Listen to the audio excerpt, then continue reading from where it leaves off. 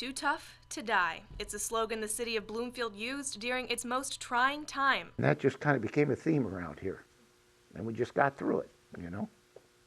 More than 30 years have passed since the Exchange Bank, owned by Peter Burchett and Nan Cameron, went under. The family-owned bank was not FDIC insured, and when it failed, $17 million in deposits disappeared overnight. That was family members, it was friends, it was all account holders. So, and being in a small community, you know all of your customers. So that's what made it so very tough on everybody. Schroeder, who owned a Ford dealership at the time, told me a few customers were ready to hand over their keys. I had customers who had money in the bank, were not able to make payments on their bills and their cars and stuff. Against all odds, Bloomfield stayed afloat. People from Davis County are very resilient, and they look for solutions, not pointing fingers, and basically to me that's how they survived the whole situation. It was one person helping the other, including Schroeder, who remembers helping a customer make her car payment. The dealership paid the payment for her. 2 months later she walked in, paid me back.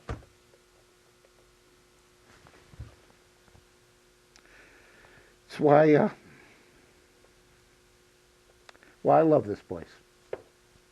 That's how Bloomfield managed to rebuild itself, and the city is still aggressively moving forward. Want us to stay on that track, and that's what we're trying to do. We're trying to make a name for ourselves here in Bloomfield. We take a lot of pride living here. Right now, the community is making improvements to the downtown, school district, industrial park, library, jail, and it's hoping to become energy independent within the next 15 years. Even a young entrepreneur with success across the globe wants to see the town thrive. I've always kind of had a yearning or a pull to come back and do the things that I've done internationally and really apply all of the things that I've learned in doing business domestically and internationally to bring home jobs. For many, the bank's failure is a sore subject, but Bloomfield resident Dan Hutchings thinks the bank is an important part of the town's history. Behind me is the bank teller window that they used at the Exchange Bank in Bloomfield, and it was old back then, probably well over 100 years old. Hutchings was an account holder with the Exchange Bank, and even he doesn't have hard feelings. There was such a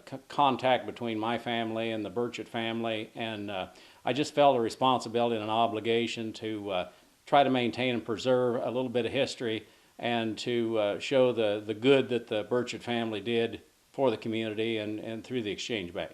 Reporting in Bloomfield, Iowa, Beth Walden, KTVO News.